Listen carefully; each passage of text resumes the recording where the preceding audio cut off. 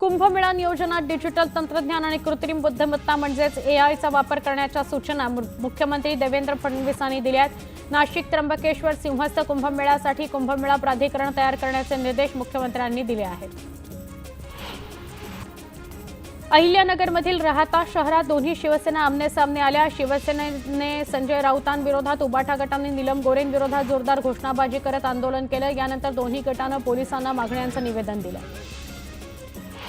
नीलम गोरेंबाबत अपशब्द वापरल्याप्रकरणी बीडमध्ये शिवसैनिक आक्रमक झाले। संजय राऊतांच्या प्रतिकात्मक पुतळ्याचं दहन करत राऊतांना अटक करण्याची मागणी करण्यात आली। महिलांचा अपमान सहन केला जाणार नाही असा इशारा शिवसैनिकांकडून देण्यात आला। इतिहास संशोधक इंद्रजित सावंत धमकी प्रकरणी प्रशांत कोरटकर यांचा शोध सुरू आहे। कोरटकर यांचा फोन बंद करून गायब आहेत। कोल्हापूर पोलिसांचं पथक नागपुरामध्ये ठाण मांडून आहे। बुलडाण्यातील केसगळती प्रकरणाचा तपास आयसीएमआरनं केला। दरम्यान केसगळतीचं कारण सेलेनियम आहे असा खुलासा केंद्रीय आरोग्य मंत्र्यांनी केला। न्यूज 18 लोकमतच्या बातमीनंतर केंद्रीय मंत्र्यांनी हे जाहीर केलं। गेल्या 14 वर्षांपासून बंद असलेला पुण्याच्या थेऊरमधील यशवंत सहकारी साखर कारखाना सुरू करण्यात येणार आहे। यासाठी लागणाऱ्या भांडवल उभारणीसाठी कारखान्याच्या मालकीची 99.27 एकर जमीन ही कृषी उत्पन्न बाजार समितीला विकण्यात येणार आहे। या संदर्भात वार्षिक सर्वसाधारण सभा पार पडली, मात्र शेतकरी सभासदांनी या निर्णयाला विरोध केला।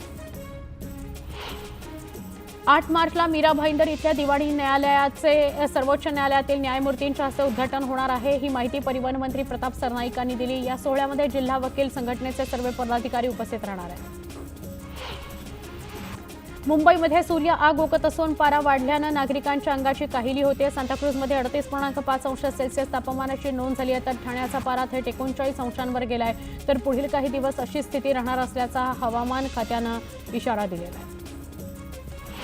इंग्रजी शाळांच्या वाढत्या आकर्षणापुढे मराठी शाळांमध्ये शिकत असलेले विद्यार्थी कमी होऊ लागलेत। गेल्या 2 वर्षात मराठी शाळांमधील तब्बल 3 लाख विद्यार्थी कमी झालेत, तर 500हून अधिक मराठी शाळा कमी झाल्यात। त्या तुलनेमध्ये इंग्रजी माध्यमाच्या 300 शाळा वाढल्या असून तब्बल 6 लाख विद्यार्थी वाढले आहेत। बालकांच्या मोफत आणि सक्तीच्या शिक्षण हक्क कायद्याअंतर्गत 25% राखीव जागांवर आतापर्यंत केवळ 28,825 बालकांचे प्रवेश झाले, तर प्रवेश मिळूनही अद्याप 73,000 बालक प्रवेशापासून दूर आहेत। प्रवेशासाठी केवळ 2 दिवसांचा कालावधी राहिला आहे। पुणे मुंबईसह 8 महानगरांमधील घरांच्या किमतीत वर्षभरात सरासरी 10% वाढ झाली आहे। दिल्लीत सर्वाधिक 31, मुंबईमध्ये 3, तर पुण्यामध्ये 9% किंमत वाढल्याचं क्रेडाईनं कॉलियस आणि लायसेस फोरास या संस्थेनं म्हटलंय। उन्हाचा वाढता तडाखा वाढल्यानं वीज मागणी वाढली आहे। महानिर्मितीच्या वीज निर्मितीमध्ये 1,500 मेगावॅटनं वाढ झाली आहे। मुंबई वगळता राज्याची मागणी 25,305 मेगावॅट, तर मुंबईची मागणी 2,800 मेगावॅट अशी एकूण राज्याची मागणी 28,100 मेगावॅट होती। छत्रपती संभाजीनगरचा पाणीपुरवठा वाढावा यासाठी आवश्यक आणखी 3 विद्युत मोटारी देण्यासंदर्भात महाराष्ट्र जीवन प्राधिकरणानं छत्रपती संभाजीनगर महापालिकेसोबत त्वरित बैठक घेऊन विद्युत मोटारींचा प्रश्न सोडवावा। कामाबाबत असे आदेश मुंबई उच्च न्यायालयानं सुनावणीवेळी दिले। अंबरनाथ, उल्हासनगर, बदलापूर आणि 3ही शहरातील औद्योगिक क्षेत्राला उद्या पाणीपुरवठा होणार नाहीये। बारवी आणि जांभूळ जलशुद्धीकरण केंद्राच्या कामानिमित्त पाणीपुरवठा बंद करण्यात येणार आहे।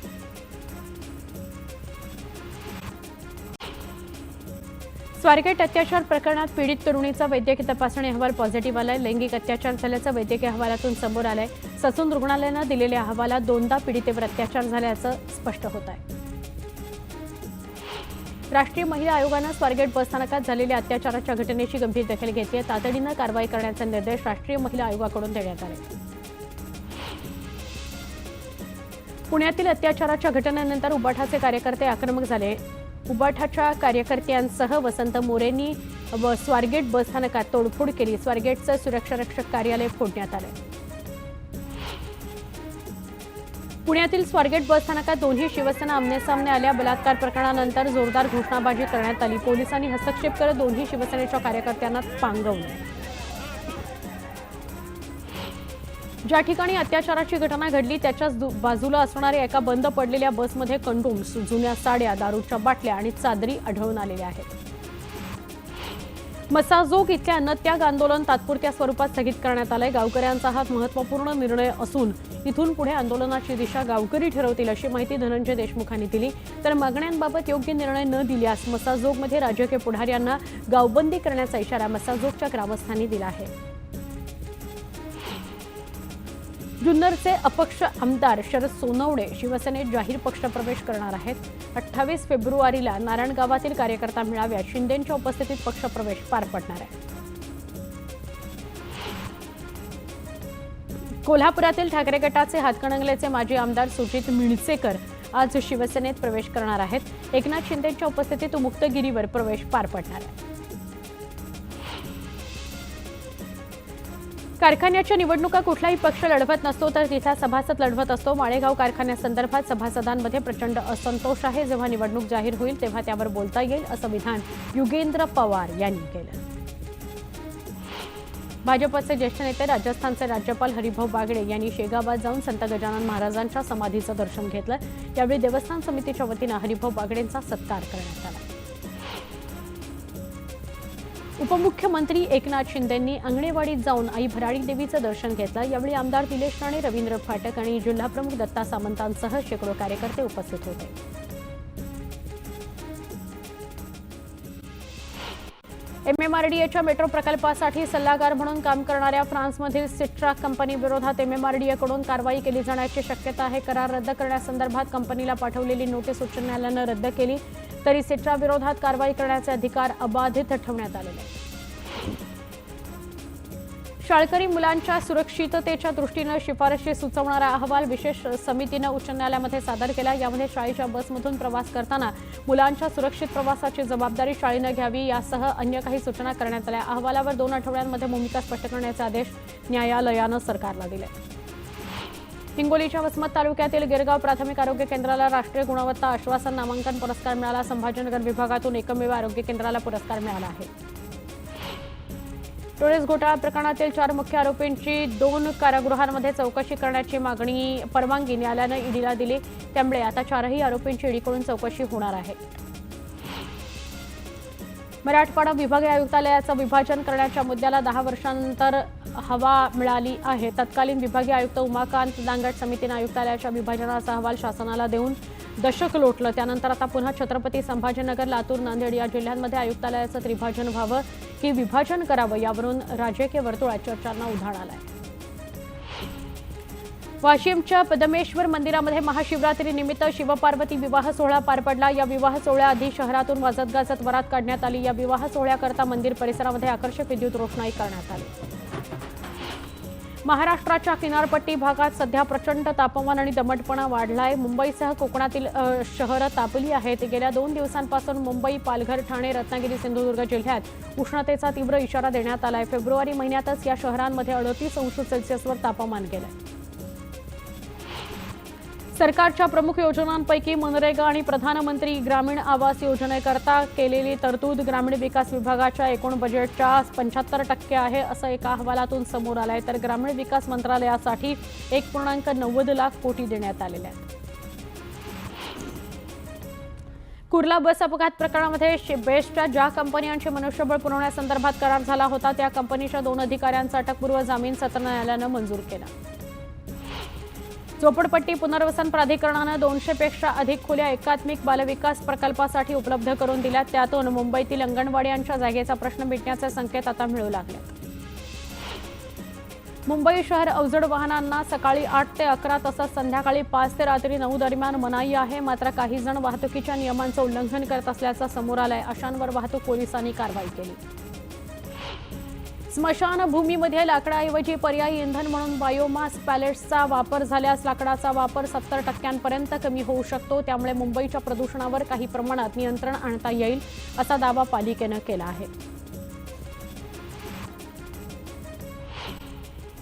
पाण्याची गुणवत्ता आणि वितरण व्यवस्था सुधारणा करण्याकरता जल अभियंता विभागानं प्रयत्न सुरू केले आहेत। या अंतर्गत अभय योजना कार्यान्वित करण्यात आली आहे। अभय योजनेची अंमलबजावणी सुरू झाल्यापासून जलजोडणी धारकांनी थकीत रकमेचे पैसे भरल्यास अतिरिक्त आकारात सूट देण्यात येणार आहे।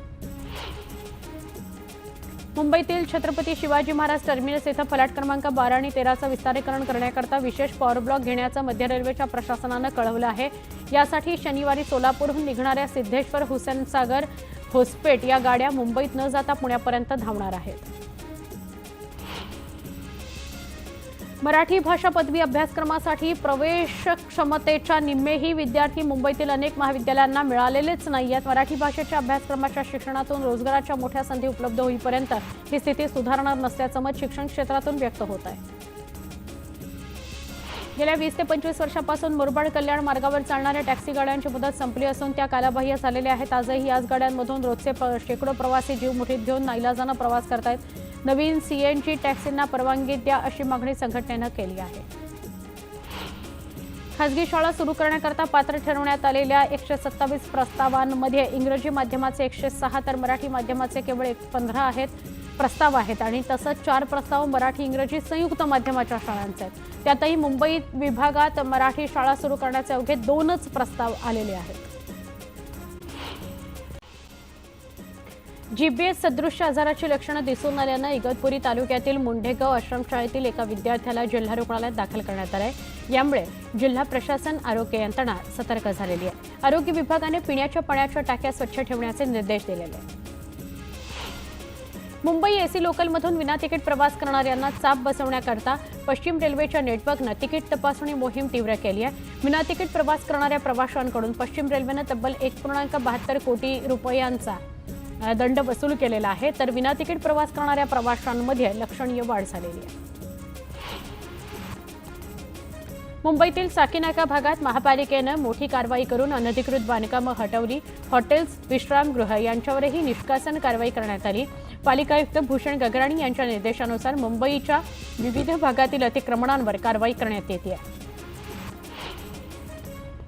पश्चिम रेल्वेच्या मुंबई सेंट्रल विभागातील वाणगाव डहाणू रोड स्थानकांदरम्यान मोनोपोलच्या पायाभूत कामानिमित्त शनिवारी आणि रविवारी ब्लॉक घेण्यात येणार आहे। त्यामुळे पश्चिम रेल्वेच्या वेळापत्रकात बदल करण्यात आलाय। या ब्लॉकमुळे अनेक रेल्वे गाड्यांच्या वेळापत्रकावर परिणाम होणार आहे। पुरातत्व खात्यानं केलेल्या तुळजाभवानी मंदिराच्या स्ट्रक्चरल ऑडिटचा अहवाल प्राप्त झालाय। त्यानुसार शिखर बांधकामाच्या ओझ्यामुळे शिळांना भेगा पडल्या आहेत।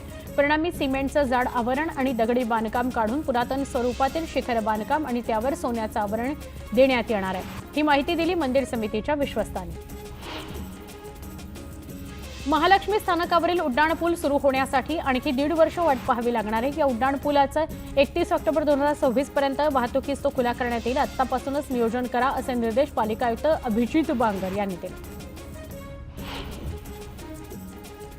पुणे महापालिकेचा 2025-26 या वर्षाचा अर्थसंकल्प 4 मार्चला सादर होणार आहे। महापालिका आयुक्त डॉक्टर राजेंद्र भोसले हे स्थायी समितीला अर्थसंकल्प सादर करणार आहेत। या अर्थसंकल्पामध्ये कोणत्या योजनांकरता किती निधी असणार याची उत्सुकता पुणेकरांना लागली आहे। राज्यातील बाजार समितीत लाल कांद्याची आवक वाढली आहे। 45,764 क्विंटल लाल कांद्याची आवक झाली आहे। कांद्याला प्रति क्विंटल 1600 ते 2500 रुपयांचा दर मिळाला आहे। परवडणाऱ्या आरोग्य सुविधा देण्याकरता येत्या काळात सार्वजनिक खासगी भागीदारी धोरण अवलंबण्याचं पालिकेनं ठरवलंय। पालिका आयुक्तांनी याबाबत अर्थसंकल्पामध्ये घोषणा देखील केली आहे। मात्र याला कामगार सेनेनं विरोध दर्शवला। अर्थसंकल्पातील या घोषणेमुळे कामगारांमध्ये असुरक्षिततेचं वातावरण आहे। प्रभादेवी इथल्या रवींद्र नाट्य मंदिराच्या नूतनीकरणाचं काम अखेर पूर्ण झालंय। अद्ययावत तंत्रज्ञानासह उभ्या राहिलेल्या वास्तूचं उद्या मुख्यमंत्री आणि उपमुख्यमंत्र्यांच्या हस्ते लोकार्पण होणार आहे। लोकार्पणानंतर रसिकांसाठी विविध सांस्कृतिक कार्यक्रमाची पर्वणी असणार आहे। मध्य आणि कोकण रेल्वे मार्गावर धावणारी दादर रत्नागिरी पॅसेंजर ऐवजी दिव्यावरून चालवण्यात येते।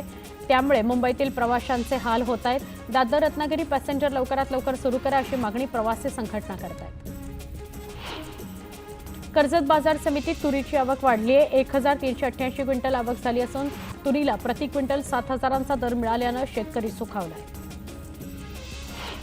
वाशिम जिल्ह्यात गहू काढणीचा हंगाम जोरात सुरू आहे। यंदा अनुकूल हवामानामुळे शेतकऱ्यांना चांगलं उत्पादन मिळालंय। गव्हाची आवकही झपाट्यानं वाढल्यानं यंदा शेतकऱ्यांना आर्थिक नफा होण्याची शक्यता आहे।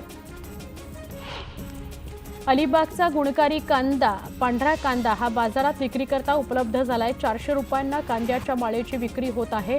विशेष म्हणजे ग्राहक भाव न करता हा कांदा खरेदी करतात। उन्हाळ्याच्या दिवसात पाणीपुरवठा सुरळीत व्हावा यासाठी OCW आणि नागपूर महापालिकेनं 24 तासांचा शटडाऊन घेतलाय। पाणीपुरवठा बळकट करण्याकरता आवश्यक कामं शटडाऊन दरम्यान करण्यात येणार आहेत, त्यामुळे नागपुरात आज पाणीपुरवठा बंद असणार आहे। सर्वसामान्यांचा हक्काच्या घराचं स्वप्न पूर्ण करणारा म्हाडा आणि वृद्ध निराधारांचा आधार होणार आहे। उतरत्या वयात वृद्ध आणि निराधारांची गैरसोय होऊ नये, त्यांना हक्काचा निवारा मिळावा म्हणून म्हाडा मुंबई आणि ठाण्यात वृद्धाश्रम बांधणार आहे। त्यासाठीचं नियोजन सुरू असल्यानं गरजू आणि निराधारांना मोठा दिलासा मिळू शकणार आहे।